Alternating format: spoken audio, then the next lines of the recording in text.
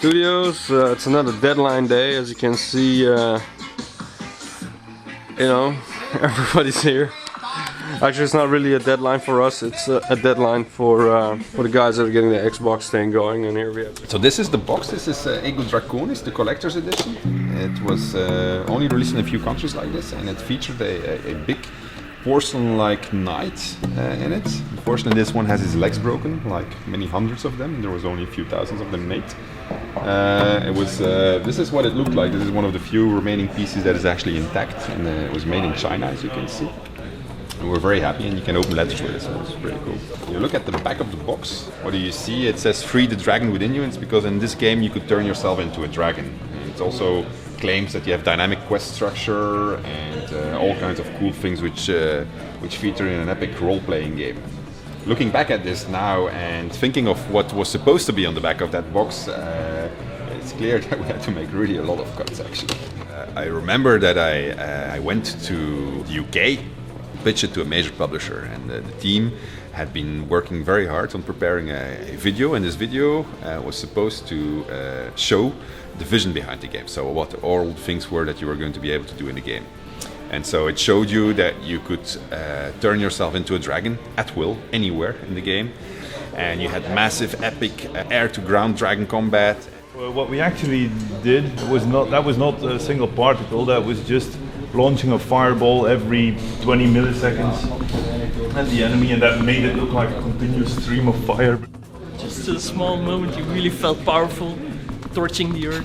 You couldn't target anyone accurately, you were just spewing fire everywhere and you couldn't really aim to and yeah, it killed everyone, but it was not really fun or anything. We allowed it for one boss fight. It was against the Dragon Terror Patrol. It was this group of 5 guys that specialized in killing dragons, and they had made a device that prevented you from turning into a dragon. And to stop you from disabling it, one of the guys had swallowed it. But if you killed him, then the thing was disabled, so you could turn into a dragon and kill the rest. But I don't know if anyone ever actually realized that you could do that, because it was not very explicit. They just said that, and yeah, but they were really, yeah, exactly. They were because they were really, really strong. They were kicking your ass. But if you knew that you could just kill one of the 5 and then from then on turn into a dragon and kill the rest, then it was an easy fight. But I don't think anyone ever found out. But the Dragon Terror Patrol, that's also short for DTP. Yeah. I know. Yeah. That's how smart we are. So yeah, that was a little wink. You wanted to make fun of the publishers, actually? Or? No. It was an homage to them, because, well, yeah, I mean, that's what we do. No, we never make fun of anyone. That's not our style. That you could also turn yourself into a half dragon. So that was a form that we thought up so that you would be able to also turn into a dragon in a dungeon, because if you try to fly in a dungeon, it's rather painful. I think it was balancing wise, because I mean, people would always be a half dragon. There's no downside to being the half dragon. He got back into the game as a as an elf dragon, I think. Dragon elf. Yeah, dragon elf. That was the name. Yeah, we did reuse a model for a species on the ones on... We didn't really reuse him. At first he looked like this. I think it was fun to play, but it wasn't special enough. In the end, I think we just stopped using them because as we started fleshing out the normal hero, the warrior, the melee skills, etc., we noticed those are actually more fun than the half dragon, which only had a limited set of skills. According to programmers, design couldn't do it because it was unbalanceable. And according to design, programs couldn't do it because it was too slow. Exactly, the Xbox didn't do it. We had to remove like half the characters from Dragon. Yeah, it was disgusting. All the animals in Broken Valley as well, like all the animals, they had to be removed because that was too many characters in the same area. You know the killer bunny that appears when you kill 30 bunnies?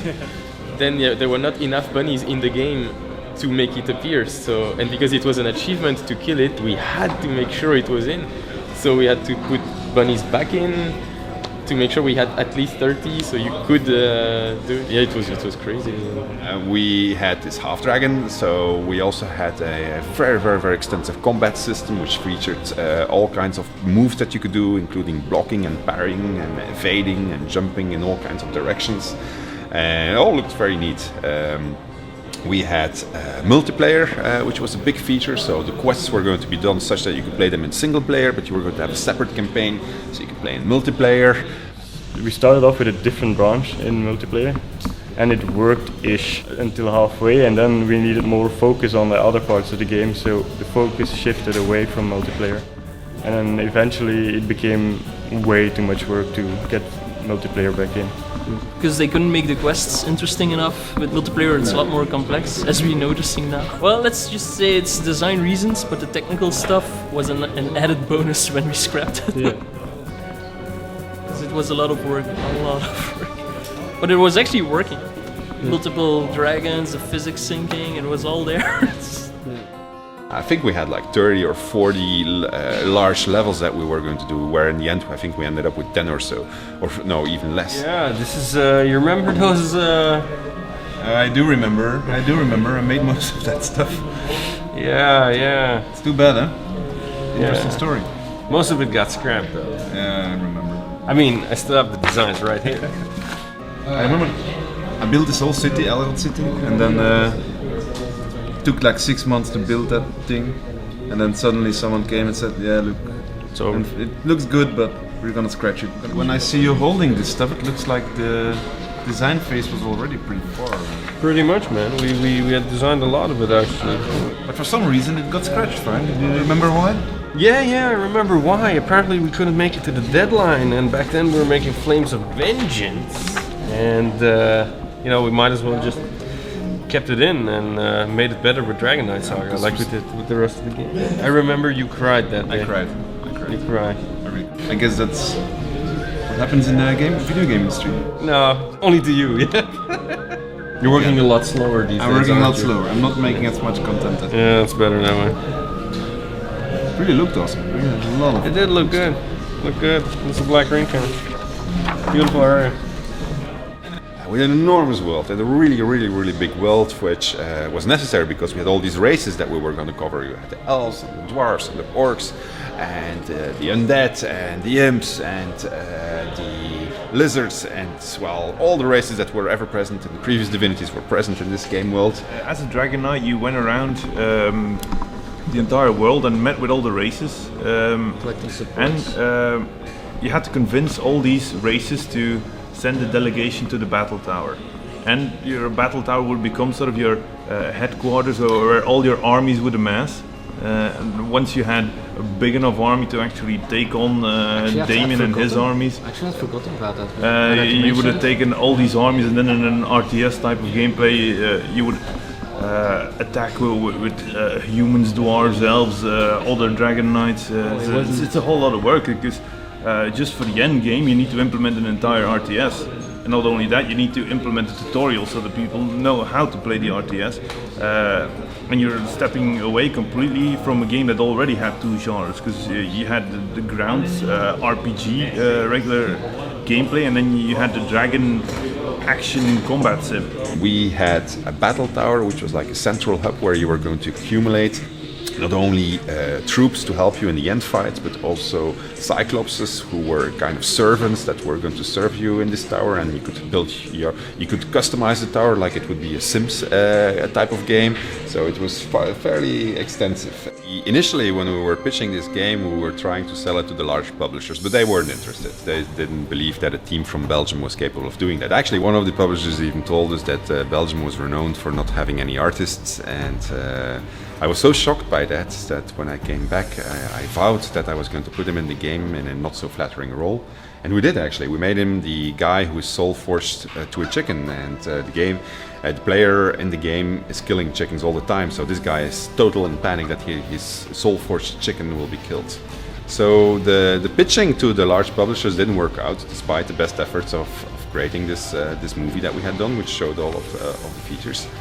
And so we ended up with publishers with less money, and that meant that we had to make a smaller game. But we said, let's keep the ambitions high, basically like we originally intended them, and see where we end up.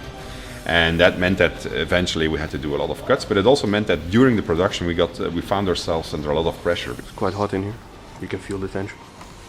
Because game production is divided into different milestones, and these milestones, that's where you get your money from the publisher if you meet them. So it was important for us that we met every single milestone, but in the back of our mind we wanted to put more in the game than was actually originally the intention. Hi, my name is Sven. I will be presenting you Divinity II Ego Draconis on Xbox 360. Hi John, I'm going to give you an overview of what we've done in the last month. Hi John, this is Milestone 3, the Broken Valley 2 vertical slice. Every single thing which you see on the screen has been redone. It even got to the point that there was a moment in the development that I went to present the game to the publisher, and the producer and the development director started asking all kinds of nasty questions and hard to answer questions. And I told them, yeah, it's gonna be okay, trust us, we made RPGs before. And they said, no, we want to see it now because we think that the game is really deeply in trouble. And and I had the impression that actually they were ready to cancel the game. So we agreed that I was going to show them that the game was further ahead than what they could see at the moment by demonstrating some gameplay. And I came back to Larian and I didn't tell anybody that of these cancellation plans that were running around in their heads, or at least that they had given me the illusion of. But I said to Farhan, our lead designer, I need to have a movie, or at least a series of movies which shows multiple quest outcomes, and you have 2 weeks to make it, and it's rather important that I get this. And so I remember Farhan was quite angry at me because he said the engine is not ready, it's not in the state. And I said, well, I still need the movies, I mean, it's for whatever reason.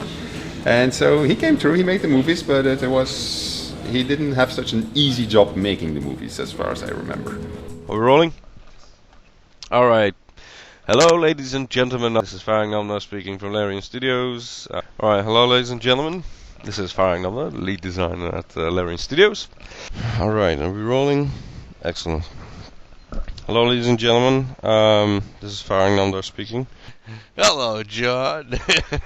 This is the actual footage. This is, what's that? Road giving me a sword and something.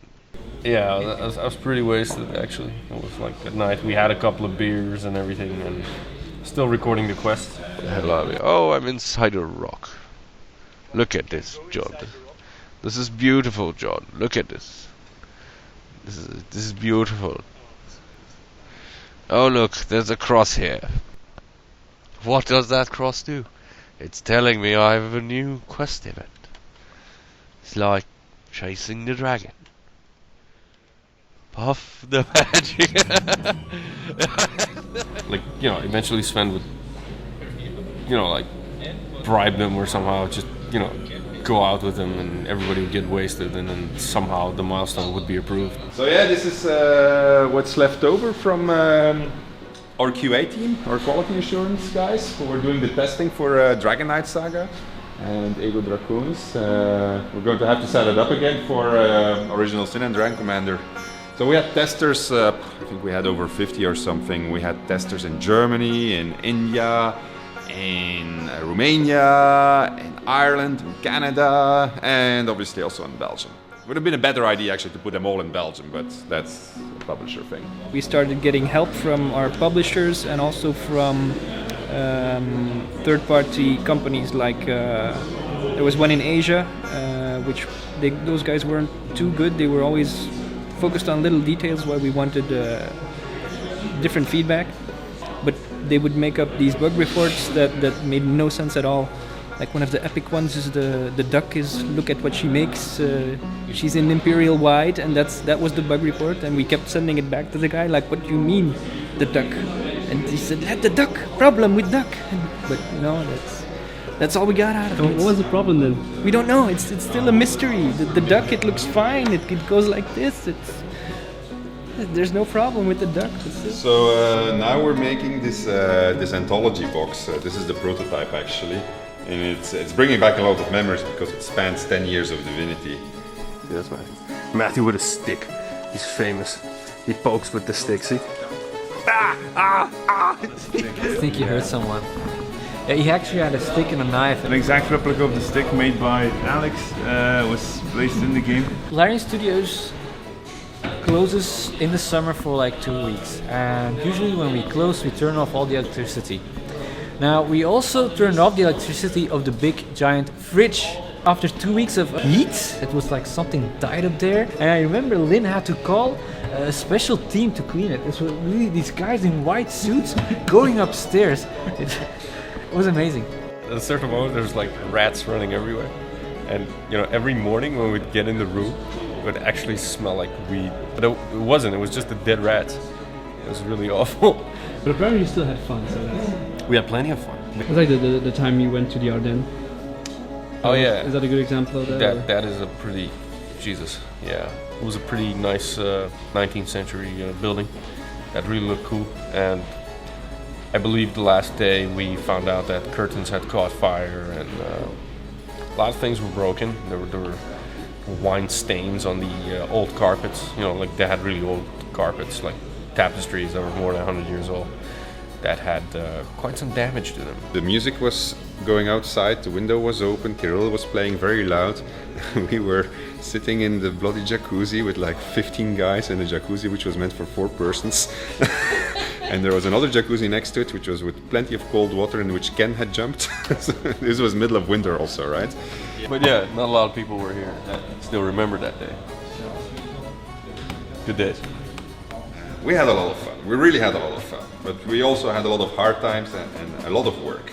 And there were a lot of sleepless nights, and the sleepless nights, they were not always caused by the actual work, but sometimes they were the strangest things. I mean, I remember Kirill flooding the office and getting a phone call at 3 o'clock at night by a panicked artist saying, Sven, come to the office. There's water everywhere. The water was really streaming down the stairs everywhere. It was seeping through the ceiling. It was flooded. All the ceiling tiles were damaged. All the carpets, everything that was standing on the floor was ruined. Do you now change your approach on making the RPG? The thing is, you always know where you start, but to be honest, you never know where you're going to end. So the best approach I've learned is that you try to have fun as you make it, and then hopefully that fun is going to brush off on the player and he's going to have fun too. And you do your best. What more can you do? Despite all the overtimes, the long hours, the fights, the everything, at the end of the day, it's still an awesome group of like-minded people who get to make video games. I mean, how many people can say that? Yeah. Well, 40. Yeah, it doesn't have a stick now.